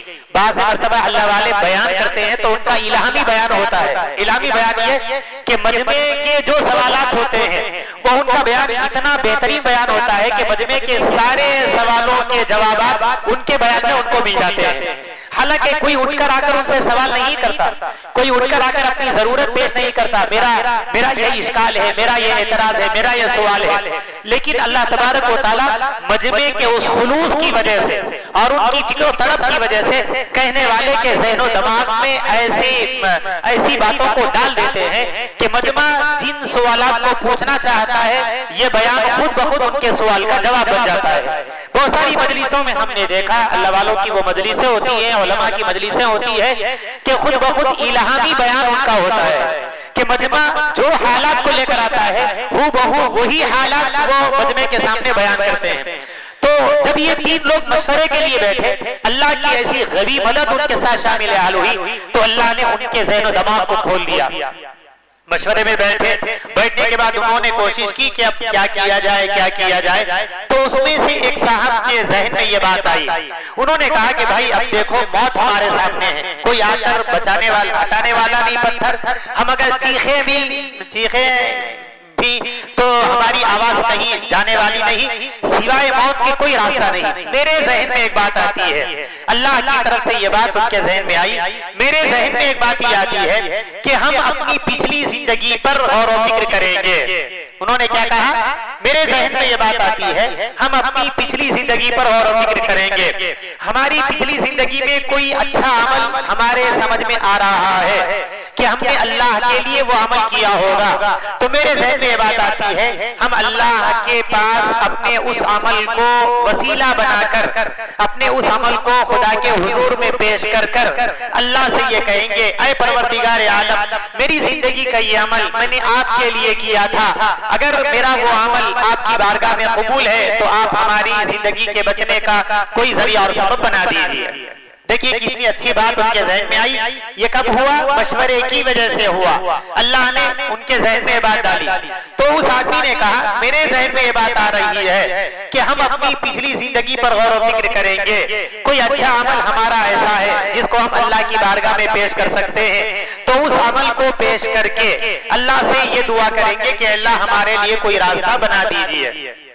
قرآن کریم میں بھی اللہ تعالیٰ نے فرمایا یا ایھا الذین آمنوا اتقوا اللہ وابتغوا الیہ الوسیلہ، کہ اللہ سے ڈرو اور اپنے لیے وسیلہ تلاش کرو۔ علماء نے، مفسرین کرام نے لکھا ہے یہاں وسیلے سے مراد انسان کے اعمال کا وسیلہ ہے، روزے رکھ کر اپنے اعمال کو وسیلہ بناؤ، صدقہ اور خیرات دے کر اپنے اعمال کو وسیلہ بناؤ، کسی کے دل خوش کر کے اپنے اعمال کو وسیلہ بناؤ، ماں باپ کی فرمانبرداری کر کے اپنے اعمال کو وسیلہ بناؤ۔ بہرحال انہوں نے یہ بات رکھی، مشورہ کیا، تو دوسرے جو دوست تھے انہوں نے کہا کہ بہت اچھا مشورہ آپ نے دیا۔ کیا کہا؟ بہت اچھا مشورہ آپ نے دیا۔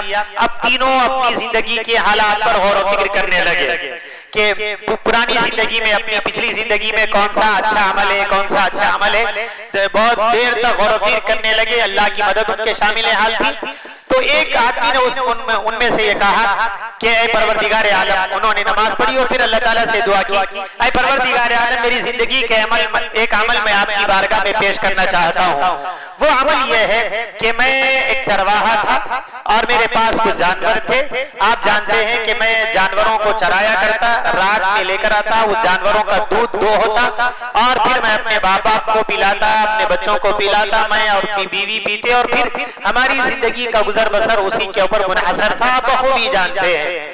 ایک موقع پر ایسا ہوا کہ وہ جو اللہ کا بندہ تھا وہ چروانے کے لیے اپنے جانوروں کو بہت دور چلا گیا، جانے کے بعد ہوا ہے کہ لوٹتے اسے کچھ دیر ہو گئی، کچھ تاخیر ہو گئی، یہاں تک کہ وہ گھر آیا اور گھر آنے کے بعد وہ جانوروں کا دودھ دھونے کے بعد جب وہ اپنے ماں باپ کے پاس پیالہ لے کر دودھ کا کٹورا یا دودھ کا وہ برتن لے کر پہنچا تو ہوا ہے کہ ان کے والدین کو نیند لگ گئی تھی، ان کے والدین کو نیند لگ گئی تھی۔ ان کا ہمیشہ کا معمول یہ تھا کہ جب تک ان کے والدین دودھ نہیں پیتے وہ اپنے بچوں کو دودھ نہیں پلاتے تھے، وہ ان کی زندگی کا معمول تھا۔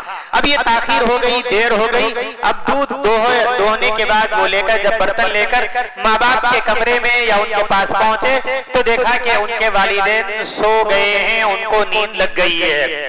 اب یہ پریشان کہ اب کیا کروں، تو وہیں وہ اللہ کا بندہ کھڑا رہا جبکہ بچے بھوک سے رو رہے ہیں۔ اب ان کے ذہن میں بات ہے کہ اگر میں بچوں کو پلاؤں گا تو یہ میرا معمول نہیں ہے، پہلے میرے ماں باپ پیئیں گے تب میں اپنے بچوں کو پلاؤں گا۔ بچے رو رہے ہیں، بلبلا رہے ہیں، بھوک سے بےتاب ہے، پریشان ہے، لیکن انہوں نے سوچا کہ جب تک میرے ماں باپ نہیں پیئیں گے میں اپنے بچوں کو نہیں پلاؤں گا۔ دودھ کا پیالہ، دودھ کا برتن لے کر وہ اسی طریقے سے اپنے ماں باپ کے پلنگ کے سامنے سرہانے کھڑے رہے، اور اتنی دیر کھڑے رہے کہ بچے ادھر روتے روتے، بچے جب روتے ہیں تو خود بخود ان کو نیند آ جاتی ہے. چھوٹے بچے جب روتے ہیں تو تھوڑی دیر رونے کے بعد ان کو خود بخود نیند آ جاتی ہے، یہاں تک کہ بچے روتے ان کو نیند لگ گئی. بیوی بھی بھوکی ہے، یہ خود بھی بھوکے ہیں، اور اسی طرح وہ دودھ کا پیالے لے کر ماں باپ کے سرانے کھڑے رہے. اب اتفاق یہ کہ وہ ماں باپ کو اتنی گہری نیند لگ گئی اور اتنا گہری طریقے سے وہ سو گئے کہ یہ جو فرمانبردار بیٹا تھا اسی طریقے سے برتن لے کر کھڑا رہا یہاں تک کہ پوری رات بیت گئی اور صبح ہو گئی. پوری رات بیت گئی اور صبح ہو گئی. صبح تک یہ اسی طریقے سے برتن لے کر کھڑا رہا. صبح ہو گئی، ان کے والدین جاگے نہیں اور انہوں نے پلایا نہیں. بچے بھوکے سو گئے، بیوی بھی بھوکی، یہ بھی بھوکے، اور پوری رات برتن لے کر اپنے ماں باپ کے سرہانے کھڑے رہے. ہم اور آپ ہوتے تو جا کے فوری اٹھا دیتے، امی دیر ہو گئی اٹھو، میں آنے کے بعد دودھ پی لو. ہمارا یہ ہوتا ہم اٹھا کے پلاتے، زبردستی کر کے پلاتے، اس لیے کہ پہلے یہ پی لیں گے تو بچوں کو پلاؤں گا، یا اگر سو گئے تو بچوں کو پلا دیتے، اب سو گئے کیا کروں لہذا بچوں کو پلا دوں. لیکن وہ مخلص بندہ تھا، وہ فرمانبردار بندہ تھا، تو پوری رات یہ برتن لے کے کھڑا رہا، نہ خود پیا، نہ بیوی کو پلایا، نہ بچوں کو پلایا. ماں باپ اسی طریقے سے سوتے رہے تو پوری رات فجر تک، صبح ہونے تک دودھ کا پیالے لے کر وہ کھڑا رہا. جب صبح ماں باپ اٹھے تو انہوں نے ان کو دودھ دیا. اس کے بعد جب بچے بیدار ہوئے ہوگے تو پلایا ہوگا بہرحال. تو بہرحال اس نے کہا اے پروردگار عالم، میں نے یہ عمل صرف اور صرف آپ کی رضا کے لیے کیا تھا. اگر میری زندگی کا یہ عمل آپ کے پاس قابل قبول ہے تو ہمارے جانے کا آپ کوئی راستہ نکال دیجیے، ہمارے جانے کا کوئی راستہ نکال دیجیے. پروردگار عالم کی رحمت جوش میں آئی، کہا کہ اے بندے یقیناً میں جانتا ہوں کہ تو نے محض میرے لیے یہ عمل کیا تھا، اپنے ماں باپ کے ساتھ اتنی فرمانبرداری تو نے کی تھی محض میری رضا کے لیے. اللہ نے کہا میں جانتا ہوں یقیناً تو نے میرے لیے کیا تھا. روایت میں بات کہتی ہے کہ جیسے ہی انہوں نے اپنی دعا مکمل کی تو وہ پتھر تھوڑا سا ہٹ گیا. اپنی دعا مکمل کی تو وہ پتھر تھوڑا سا ہٹ گیا، یعنی روشنی ظاہر ہو گئی، لیکن اتنا نہیں ہٹا کہ اس میں سے لوگ نکل سکے، جانے کا راستہ بن سکے. اب دوسرے جو آدمی تھے انہوں نے اپنی زندگی پر غور و فکر کیا تو انہوں نے کہا کہ اے پروردگار عالم، میں اپنی زندگی کے ایک عمل کو آپ کی بارگاہ میں پیش کرنا چاہتا ہوں. وہ یہ کہ میں مالدار تھا، حسین و جمیل تھا، میرے پاس مال و اسباب تھے، جائیداد تھی. تو میری ایک دور کی بہن وہ غریب تھی اور اس کا گھرانہ غریب تھا، اس کے ماں باپ فاقہ کش تھے.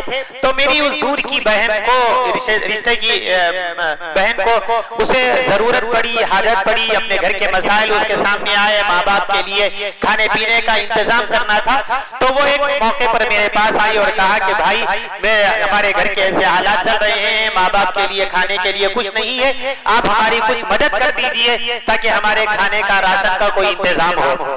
تو نوجوان کہنے لگا کہ چونکہ میں بھی نوجوان تھا اور میری وہ بہن وہ بھی حسین و جمیل خوبصورت تھی، جب وہ میرے پاس اپنی ضرورت لے کر آئی تو اس موقع پر میں نے اسے یہ کہا تھا کہ اگر تم میری خواہش کو پورا کرو گے تو میں تمہاری ضرورت کو پورا کروں گا.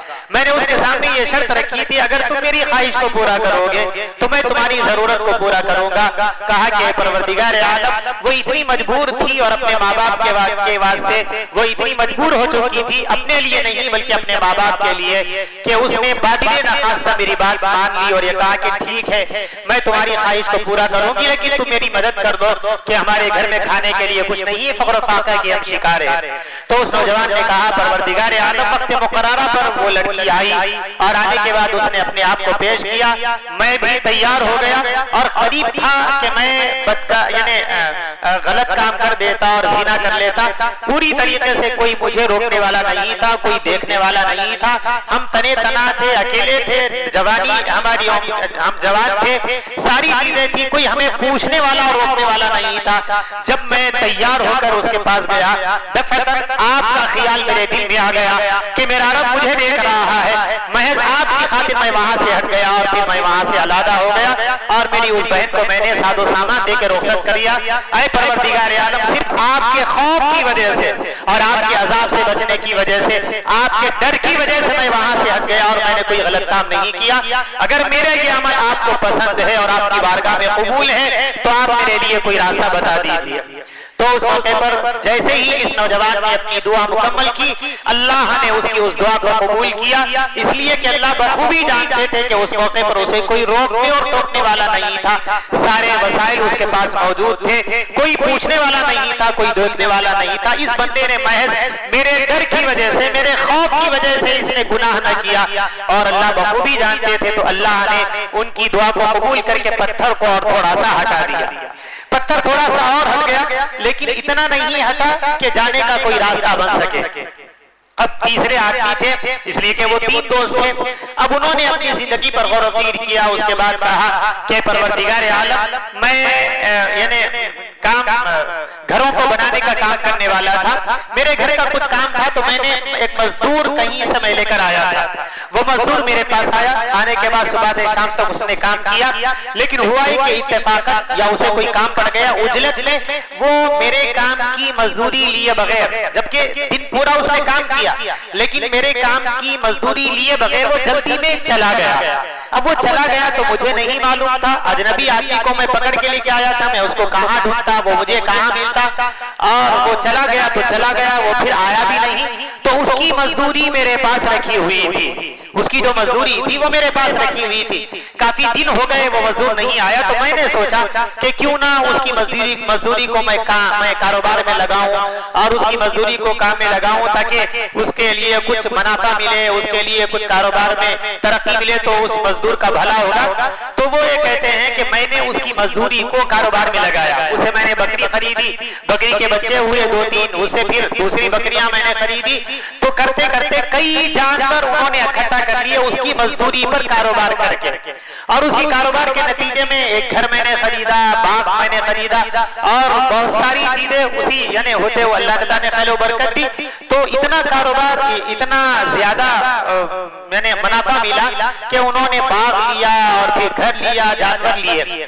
کئی دنوں کے بعد وہ جو مزدور تھا، اس مزدور کو اپنی مزدوری یاد آئی، اس لیے کہ اس موقع پر اس کو پیسوں کی ضرورت پڑی، تو اس کے ذہن میں بات آئی، ارے فلاں سال فلاں مہینے میں فلاں جگہ پر مزدوری کے لیے گیا تھا، میں نے کام کیا، لیکن جلدی میں مزدوری نہیں لے کے آیا تھا، اب مجھے ضرورت ہے، لہذا چلو میں جا کر اپنی مزدوری لے کر آؤں۔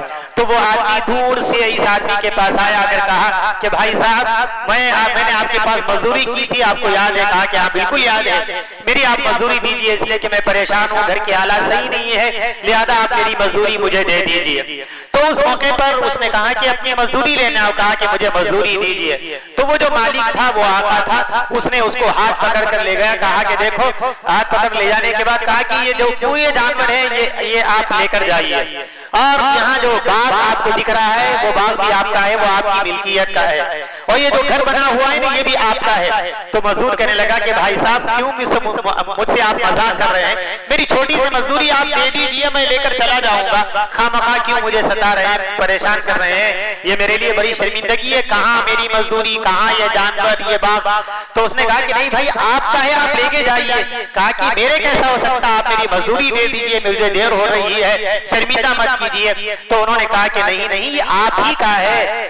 اس کے بعد انہوں نے سمجھایا، دیکھو تمہاری مزدوری میرے پاس تھی، میں نے کاروبار کیا، اتنا اس میں برکت ہوئی، اتنا منافع ہوا، اتنا منافع ہوا کہ میں نے یہ خریدے، یہ سارا جو کچھ بھی ہے وہ تمہاری مزدوری ہی کی وجہ سے میں نے اس کو بنا کے رکھا ہے۔ جب سمجھانے کے بعد انہوں نے وہ جو آدمی تھا وہ اپنی ساری مزدوری لے کے گیا، یا جو باغ وغیرہ تھا وہ اس کا مالک بن گیا۔ اس کے بعد اس نے اللہ تعالیٰ سے دعا کی، پروردگار عالم یہ کام میں نے صرف آپ کی رضا کے لیے کیا تھا، اگر میں چاہتا تو اس کی مزدوری اڑا مار دیتا کہ تم کیوں نہیں لے کے گئے، اب کہاں کی مزدوری، اتنے مہینے اتنے سال ہو گئے، مجھے یاد نہیں، لیکن میں نے صرف آپ کی رضا کے لیے عمل کیا کہ اس کی مزدوری کو میں نے تجارت میں لگا کہ اتنا بڑا سامان اس کو میں نے دے دیا، یہ صرف آپ کی رضا کے لیے میں نے کیا۔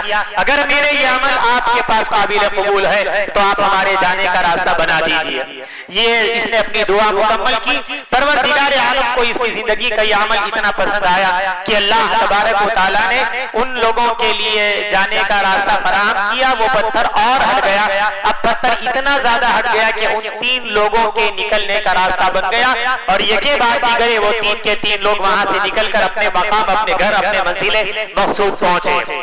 یہ واقعہ سننے کا مقصد، سنانے کا مقصد یہ ہے کہ دعاؤں کی قبولیت خود انسان کے اعمال کرا دیتے ہیں، آڑے وقت میں خود ہمارا عمل کام آتا آڑے وقت میں خود ہمارا عمل کام آتا ہے. زندگی کا کوئی ایسا عمل ہونا چاہیے جو آڑے وقت میں ہمارا وسیلہ بن سکے دعاؤں کی قبولیت کا. ہماری مشقتوں اور ہماری کلفتوں اور ہمارے مسائل سے ہم کو آزادی دلانے کا یہ واقعہ ہماری اپنی زندگی کے لیے بہت بڑا سبق ہے. یہ واقعہ ہماری اپنی زندگی کے لیے بہت بڑا سبق ہے. ہم بہت چالاک ہے دنیا کے اعتبار سے, ہم بہت چالاک ہے. کس کو کیسا ڈوبانا, کس کو کیسا ادھر ادھر بات کر کے, یعنی اس کے دام کو کم کر کے اس کی مجبوری کا فائدہ اٹھا کے کس طریقے سے ہم دنیا میں ہوشیار ہیں بخوبی ہم کو معلوم ہے. لیکن کس کو کیسا فائدہ پہنچانا, کس کے ساتھ کیسی خیر خواہی کرنا, وہ ہم کو نہیں معلوم ہوتا. اس موقع پر ان نوجوانوں کی وہ اعمال ان کی دعا کے قبول ہونے کا ذریعہ بنے. کہنے کا مقصد یہ ہے کہ ہم اپنی زندگی میں کوئی ایسا عمل کر کے جائیں جو نہ صرف دنیا میں ہمارے کام آئے بلکہ ہمارے قبر کا مسئلہ ہمارے اسی عمل کے ذریعے سے ہوگا, ہمارے حشر کا مسئلہ اسی عمل کے ذریعے سے ہوگا, ہم جنت میں اسی عمل کے ذریعے سے داخل ہوں گے. تو ہم اپنی زندگی میں خلوص و للہیت کے ساتھ, خیر خواہی کے جذبے کے ساتھ کوئی نہ کوئی ایسا ثواب جاریہ کر کے جائے. لاکھوں کی دولت پانی کی طرح بہا دیتے ہیں لوگ. ولیمہ آپ نے بیٹے کا کیا, کروڑ روپیہ آپ نے صرف کے, کاش ایک اللہ کا گھر آپ بنا دیتے تو اس گھر میں قیامت تک جتنے لوگ نماز پڑھتے آپ کی قبر میں وہ ثواب جاریہ ہوتا. کاش کسی کو حافظ قرآن آپ بنا دیتے تو وہ آپ کے لیے ثواب جاریہ ہوتا. کسی کا گھر بسا دیتے, کسی غریب بچی کے, اپنے رشتہ دار کے کسی غریب بچی کی شادی آپ کرا دیتے تو قیامت تک اس کی نسلیں جتنی پیدا ہوتی وہ سارا کا سارا نیک اعمال وہ آپ کے ذخیرے میں اور آپ کے قبر میں ثواب جاریہ بن کے آتا. زندگی میں کوئی نہ کوئی ایسا عمل ہونا چاہیے, ہم مر جائیں لیکن وہ ثواب جاری ہو جائے. چاہے وہ کوئی بھی ثواب جاریہ کا کام ہو, کسی کے کھانے کا انتظام, پانی کا انتظام, کسی کو حافظ قرآن بنانا, عالم دین بنانا, کسی کے ساتھ اچھائی کا معاملہ کرنا.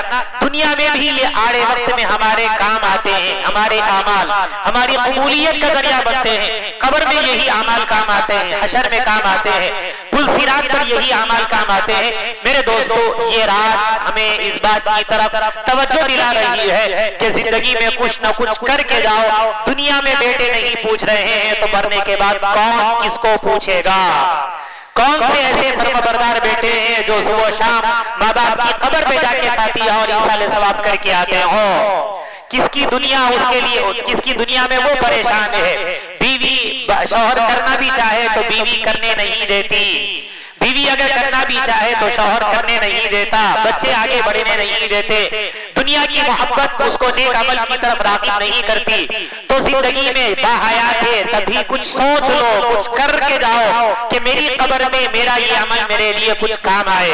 اللہ نے باحیات رکھا ہے, عقل و ہوش دیا ہے, مال و دولت دی ہے, تجربے کار ہے, آپ ہوش مند ہے, دانشمند ہے. اپنی عقل کو آخرت کے لیے استعمال کرو, اپنے مال کو آخرت کے لیے استعمال کرو, اپنی دانشمندی کو, اپنی فہم و فراست کو, اپنی ذکاوت کو اپنی آخرت کے لیے استعمال کرو. دنیا میں ہم بہت ہوشیار ہیں, آخرت کے لیے ہوشیار ہونے کی ضرورت ہے. القیس من دان نفسہ وعمل لما بعد الموت. سمجھدار وہ ہے جو اپنے نفس کو پہچانے اور وہ عمل کرے جو اس کے لیے آئندہ کے دنوں میں کام آنے والا ہو. شب قدر اس رات میں ہمیں دعائیں کرنی چاہیے. یقیناً دعا مخل عبادت ہے, عبادت کا مغز ہے. ہم آمین کہیں گے اور ہمارے ساتھ فرشتوں کی بھی آمین ہوگی. لیکن جیسا کہ میں نے کہا, علامہ اقبال نے, تو جو سر بسجدہ ہوا کبھی تو زمین سے آنے لگی صدا, تیرا دل تو ہے صنم آشنا, تجھے کیا ملے گا نماز میں. تو نماز تو پڑھ رہا ہے لیکن دل میں دنیا کی محبت ہے. تو جو سر بسجدہ ہوا کبھی تو جس زمین پر تو سجدہ اپنی پیشانی رگڑ رہا ہے وہ زمین پکار پکار کے یہ کہہ رہی ہے, تیرا دل تو ہے صنم آشنا, تجھے کیا ملے گا نماز میں. ہمیں یہ چاہیے کہ ہم تڑپیں, بلکیں, روئیں اور خدا کی بارگاہ میں اپنے آپ کو پیش کریں. جو دل ٹوٹتے ہیں وہ دل خدا کے محبوب ہوتے ہیں, جو دل ٹوٹتے ہیں وہ دل خدا کے محبوب ہوتے ہیں. اور علامہ اقبال نے کہا, شکستہ ہو تو عزیز تر ہر نگاہ آئینہ ساز میں. جو دل ٹوٹے گا, جو دل ٹوٹے گا یعنی جو لوگ ٹوٹ جاتے ہیں پھر کہیں اللہ سے وہ مانگنے لگتے ہیں. تو میرے دوستو, ضرورت اس بات کی ہے کہ اس موقع پر ہم خدا کی بارگاہ میں اپنے آپ کو رجوع کریں. اور بالخصوص اس بات کی گزارش ہے, کم از کم فرائض کا اہتمام کر لیجئے. آج امت کا 99% طبقہ نماز پڑھنے سے محروم ہوتا جا رہا ہے۔ محلے میں اگر ہمارے 3000 لوگ ہیں تو بھلا بتائیے کم از کم 1000 لوگ بھی تو نماز پڑھنے والے ہوں، بڑی مشکل سے 100 لوگ مسجد میں آتے ہوں گے، تو پھر یہ 2999 لوگ یعنی کہاں گئے؟ یہ لوگ کیوں نماز نہیں پڑھتے؟ ہمارے اعمال تو ایسے ہیں کہ ہماری لاشیں گر جاتی۔ میں تو یہ کہہ رہا ہوں کہ اس وقت امت مسلمہ بے دینی کے ایسے سیلاب میں بہہ رہی ہے کہ ہونا تو یہ چاہیے تھا کہ خدا کی غضب اتنا ہوتا کہ گھروں میں لاشیں بڑھ جاتی، تب بھی ہماری بدعمالی کی نحوست ہماری مکمل نہیں ہوتی۔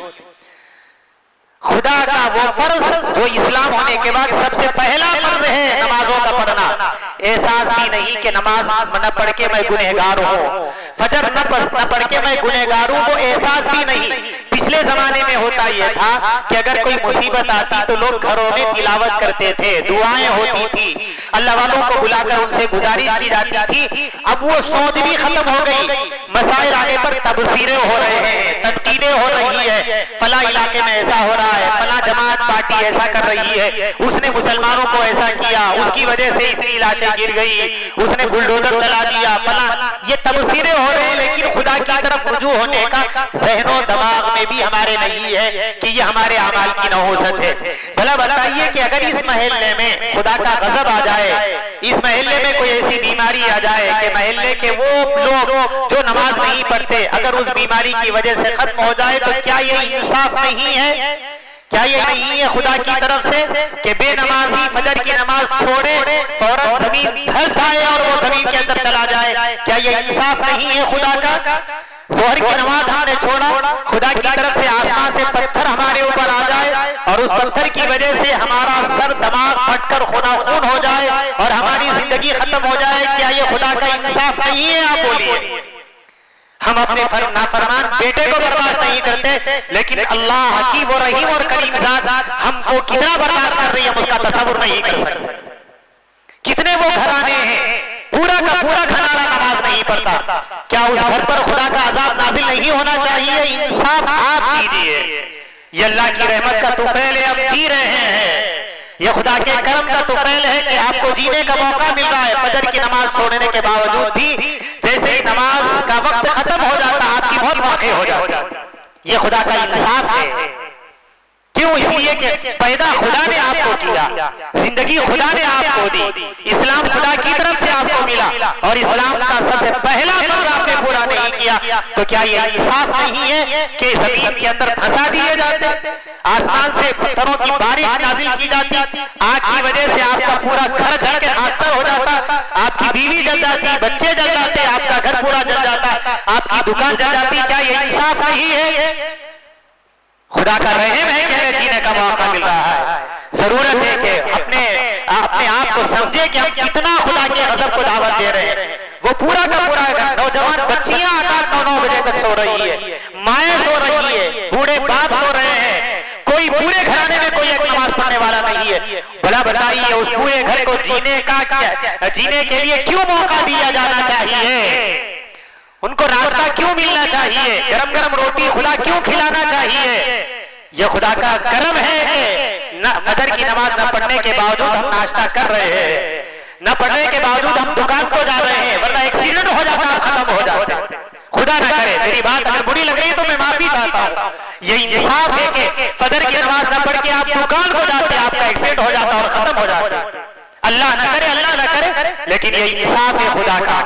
جو خدا کا غضب لے کر راستے میں چلا جا رہا ہو، یہ اللہ کی رحمت ہے کہ اللہ آپ کے دکان کو آپ کو بھیجوا رہے ہیں، آپ کاروبار کر کے پھر صحیح سلامت آپ اپنے بیوی بچوں کے پاس آ رہے ہیں۔ یہ خدا کی رحمت ہے، یہ خدا کی شفقت ہے، یہ خدا کی عنایت ہے، ورنہ مسلمانوں کی لاشیں گر جاتی جو نمازوں کو چھوڑ دیتے۔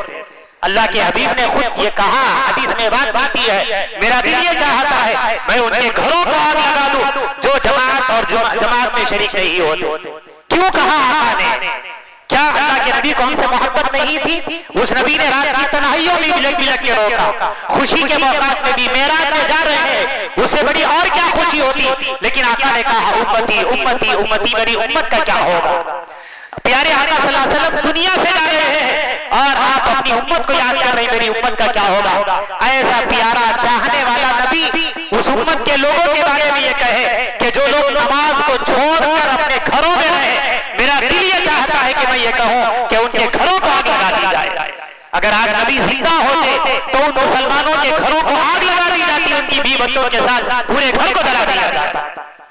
میں حدیث کی بات کہہ رہا ہوں، یہ میری بات نہیں ہے. آپ حدیث اٹھا کے دیکھ لیجیے کتنا بڑا کتنے برے عمل سے ہم گزر رہے ہیں اور کوئی احساس نہیں. نماز پڑھ کے بھی میں اچھا ہوں، یہ احساس ہی نہیں کہ نماز پڑھنا کتنا بڑا جرم ہے. اسلام کا سب سے پہلا فرض آپ نے ادا نہیں کیا تو آپ جی کے فائدہ کیا ہے؟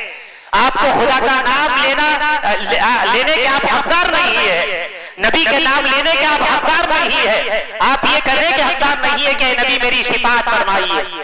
جس نبی نے کوئی نماز نہ چھوڑا ہو اور اس نبی کے امتی اور شہدائی ہونے کے باوجود ہم نماز چھوڑ کر جی رہے ہیں. میرے دوستو یہ خدا کا آپ پر بڑا کرم ہے. اب تو کم از کم اپنے آپ کو بیدار کیجیے، خود نماز پڑھیے. اسلام کا یہ پہلا فرض ہے. پوری دنیا میں کتنے لوگ نماز نہیں پڑھ رہے ہیں، وہ سارے کے سارے لوگ خدا کے غضب کو دعوت دے رہے ہیں، خدا کے قہر کو دعوت دے رہے ہیں. کوئی کسی کی طرف آنے کی کوئی ضرورت نہیں ہے، ہم خود خدا کے غضب کو بلا رہے ہیں. اس موقع پر اللہ والے دعائیں مانگیں گی، تب بھی ان اللہ والوں کی دعا ہمارے حق میں قبول نہیں ہوگی، اس لیے کہ ہم خود خدا کے غضب کو دعوت دے رہے ہیں. خدا را فجر کو اٹھیے، اپنے گھروں کو چھوڑیے، ظہر کے وقت نکالیے، چاہے آپ دکان میں نماز پڑھیے، چاہے مسجد کو آگے بڑھیے، عصر کی نماز پڑھیے، مغرب پڑھیے، کم از کم فرض تو ادا کیجیے تاکہ خدا کے پاس اپنا چہرہ ہم بتا سکیں، اللہ کے نبی صلی اللہ علیہ وسلم کی بارگاہ میں پیش ہو سکے. جو قوم فرض کو چھوڑ کر جی رہی ہے وہ قوم اس قابل نہیں کہ اس کو دنیا میں جینے کا موقع فراہم ہو سکے.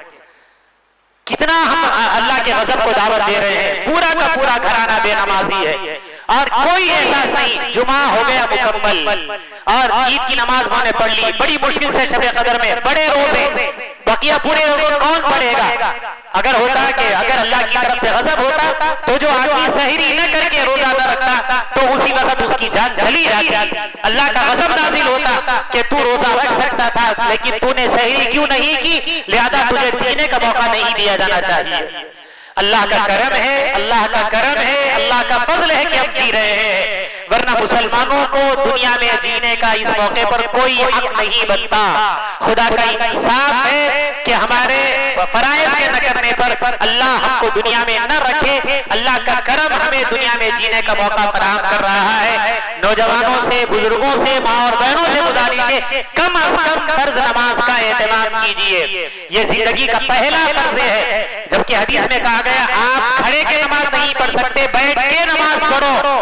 بیٹھ کے نماز نہیں پڑھ سکتے تو لیٹ کے نماز پڑھو، لیٹ کے نماز نہیں پڑھ سکتے تو اشارے سے نماز پڑھو. بتائیے کون سا ایسا عمل ہے کہ بیمار لوگوں کو بھی یہ کہا گیا کہ کم از کم تم اشارہ کر سکتے ہیں تو اشارے سے نماز پڑھو. اتنے عظیم الشان عمل سے امت یعنی اپنے آپ کو دور رکھ رہی ہے تو خدا کا غضب نہیں تو اور کیا ہوگا. حکومتیں ویسے نہیں آئے گی تو اور کیا ہوگی، بلڈوزر نہیں چلیں گے تو اور کیا ہوں گے. یہ سب ہم اپنے طور پر اپنے آپ کما رہے ہیں. اللہ تعالیٰ میری اور پوری امت کی حفاظت فرمائے. گزارش اس بات کی ہے کہ فرائض کا تو کم از کم اہتمام کیجیے، فرض روزے تو رکھیے، فرض زکات تو دیجیے، چاہے آپ صدقہ خیرات نہ دیں، چاہے نوافل روزے نہ رکھیں، چاہے آپ نوافل نہ پڑھیں، فرض پڑھنا آپ کی زندگی کا پہلا حق بنتا ہے بحیثیت مسلمان.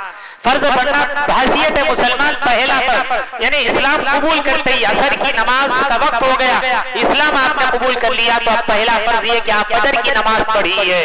اگر موت واقع ہوگی تو آپ کو پوچھا جائے گا کہ آپ نے عصر کی نماز کیوں نہیں پڑھی. زندگی کی سینکڑوں عصر ہماری غائب ہو گئی، ہمیں کوئی احساس نہیں. میری اس بات کو اگر آپ تکلیف محسوس کریں لیکن آپ سوچئے، غور و فکر کیجئے کہ آپ کا بچہ کما کے آپ کو لا کے نہیں دیتا تو آپ اس کو گالیاں دیتے، گھر سے نکال دیتے کہ میں نے آپ کو پیدا کیا، پرورش کی، میں پڑھایا، میں باہر بھیجایا، مجھ کو نہیں پوچھ کے تو بیوی کو پوچھ رہا، آپ کتنی بددعا نہیں دیتے. خدا نے پیدا کیا، خدا نے بڑا کیا، خدا نے بچے دیے، آپ پوترے والے بنے، نواسے والے بنے، آپ کی بیٹیاں بیٹے سب کچھ آپ کو اللہ نے دیا اور آپ نماز چھوڑ کر زندگی بسر کر رہے ہیں، تو اللہ آپ کے ساتھ کیا معاملہ کرے گا؟ دنیا میں تو جی رہے ہیں لیکن قبر میں کیا ہوگا؟ احادیث میں اس کی صراحت موجود ہے۔ حشر میں کیا ہوگا؟ وہ سب عذابات ہے، لیکن وہ بعد میں دیکھا جائے گا، کون مرا، کس نے دیکھا، کون آ کے بولا، یہ ایک بے حسی کا دور چل رہا ہے۔ اس لیے گزارش ہے کہ مسجدیں بھر جانی چاہیے، ایسے بھیانک دور سے ہم گزر رہے ہیں۔ تو جیسا کہ میں نے کہا پچھلے زمانے میں مصیبت آتی لوگ مسجدوں کو بھاگ کے آتے تھے، اب وہ سوچنا بھی چلا گیا، اب تبصرے ہیں، وہ حکومت نے ایسا کیا، فلاں جگہ پہ ایسا ہوا، تبصرے، تنقیدیں، تجزیے، اس میں امت اپنے آپ کو پیش کر رہی ہے۔ اللہ مجھے اور آپ کو اور پوری امت کو عمل کی توفیق نصیب فرمائے۔ والسلام علیکم ورحمۃ اللہ وبرکاتہ۔